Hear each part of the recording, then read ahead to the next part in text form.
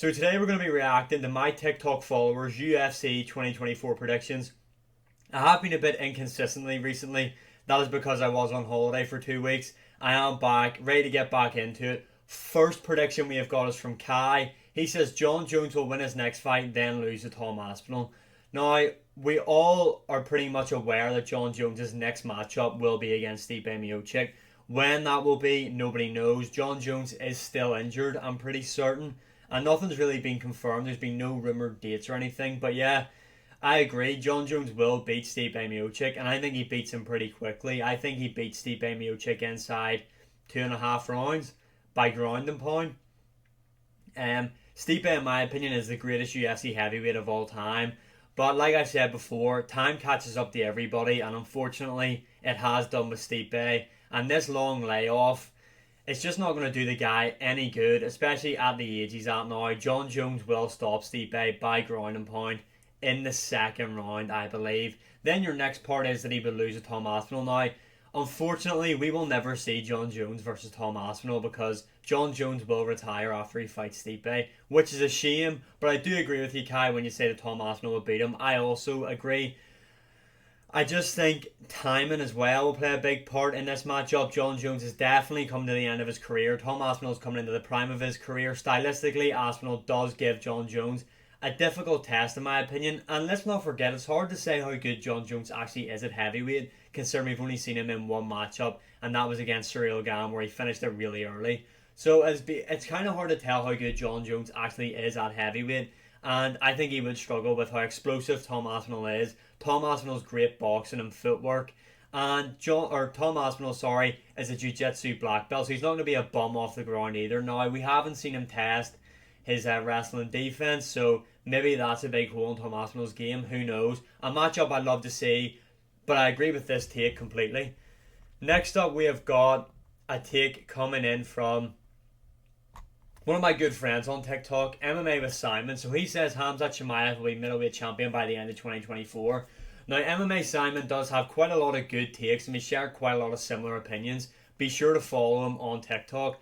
But this one just isn't it. I don't think Khamzat Chimaev's going to win the belt. Now, Khamzat Chimaev, I've made a TikTok about this as well, is essentially ruining his MMA career, in my opinion, by calling out the UFC. Now, what the UFC have done, in my opinion, wasn't great. They promised the guy a title shot, and now they're saying he's not going to get it. Now, I don't know why they would have promised him a title shot in the first place. He never deserved it. He didn't deserve it if he beat Paulo Costa, and he definitely didn't deserve it after he beat Kamaru Usman, who's a welterweight, moving up the middleweight and taking that fight on short notice. That arguably should have been scored a draw, but anyway, no, I believe there's a lot of guys in this division that would beat Khamzat Chimaev. I think Robert Whittaker would beat Khamzat Chimaev. I think Jared Cannonier would be a really interesting matchup. I'd love to see that fight.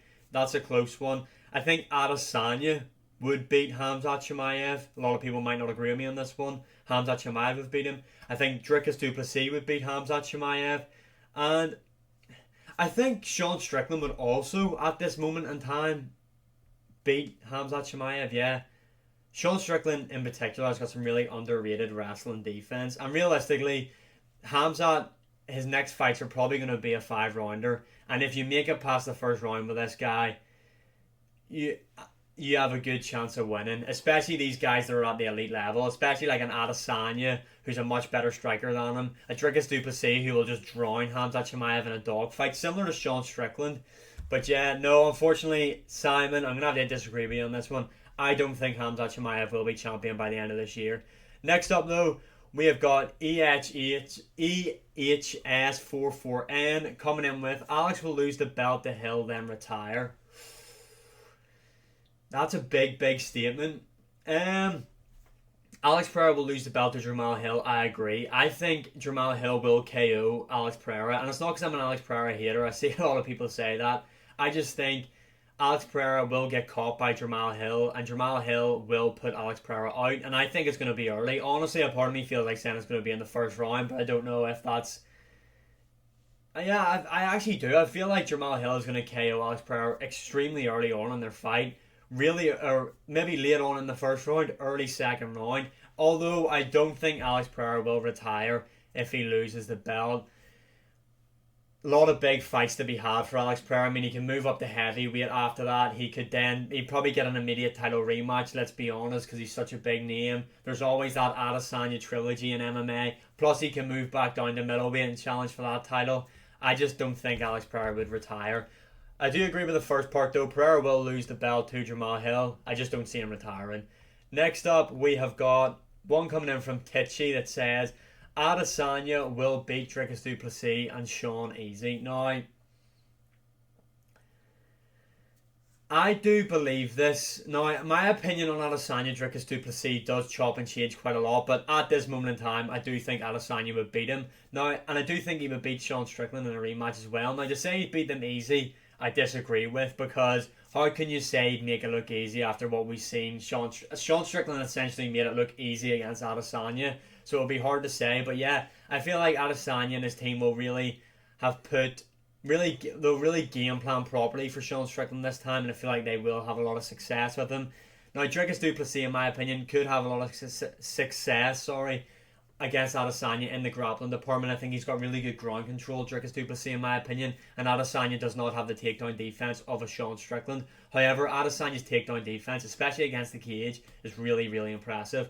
But Adesanya on the feet, realistically, should just pick Dricus du Plessis apart. But another big factor in that matchup is how emotionally invested Adesanya is to this Dricus du Plessis matchup, and I think that could be a real downfall for Adesanya coming into that matchup. Next up, we've got one coming in from the GOAT himself, Islam Makhachev. Makhachev will beat the winner of Arman and Charles and then go on to fight Leon in Abu Dhabi.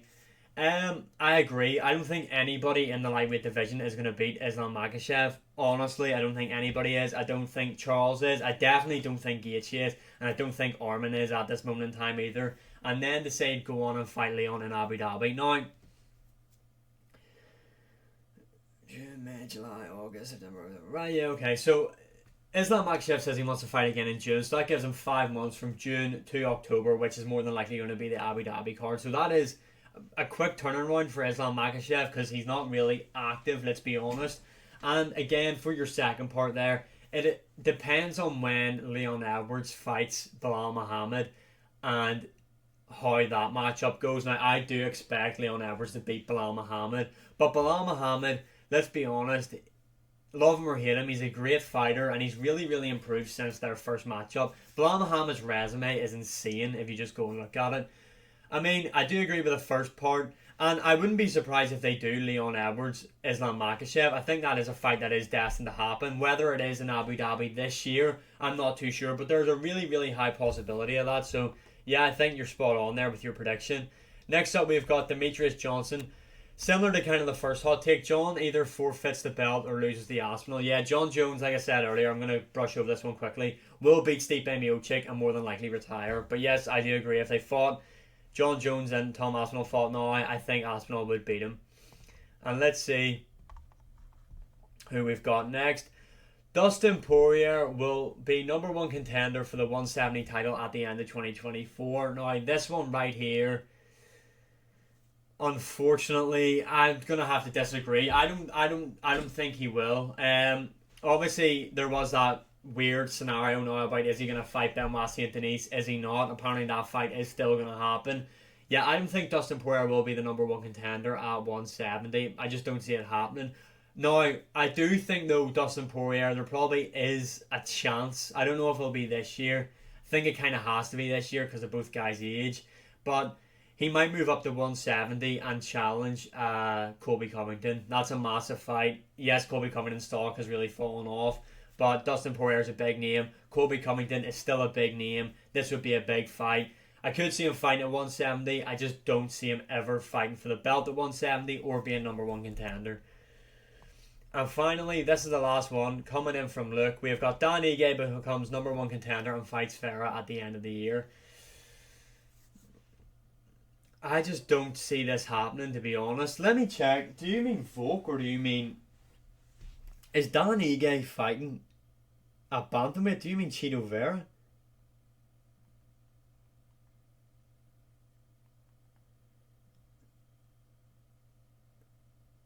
Right, let's see.